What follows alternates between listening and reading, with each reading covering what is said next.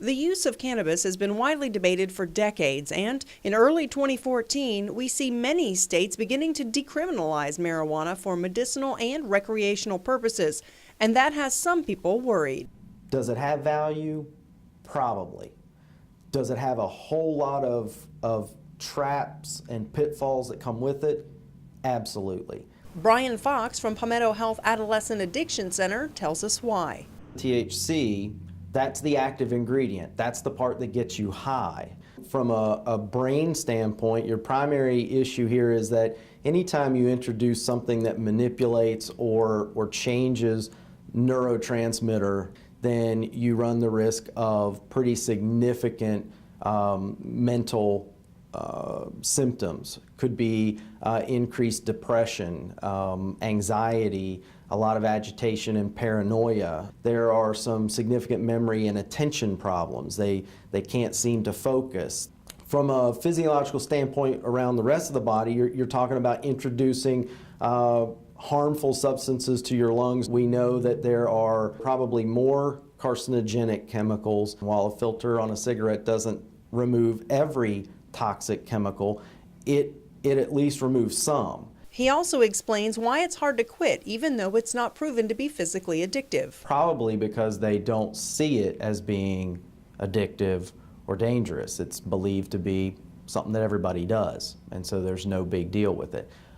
Yet when it comes down to actually trying to stop using it, it becomes incredibly difficult. However, Dr. Fox does see the potential for positive medical uses when it comes to CBD. That's the active ingredient that reduces certain tumors, the seizures, autoimmune disorders like rheumatoid arthritis. Now the difference here is that it is completely non-psychoactive.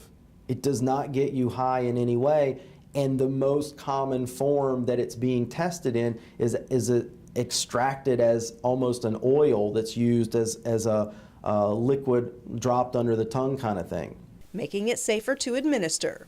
And Dr. Prakash Nagargati explains the research currently underway at USC. Right now we are focusing on THC and CBD because THC is psychoactive, whereas CBD is non-psychoactive.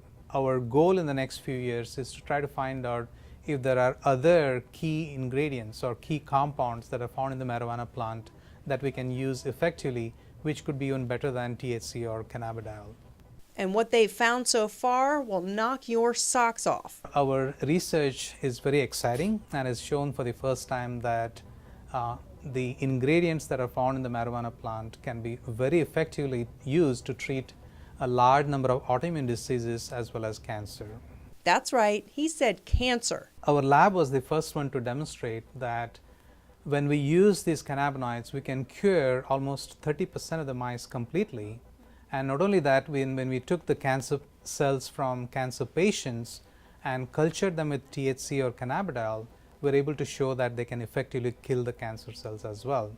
I asked how long until we could actually see a cure for some types of cancer. I would expect that in the next 5 or 10 years, you will find significant breakthroughs. It works on mice and it works on cells, but what about people? We have started doing research in humans as well, trying to treat cancer patients such as leukemias and lymphomas, and we should be getting those results in the next few months in terms of their efficacy.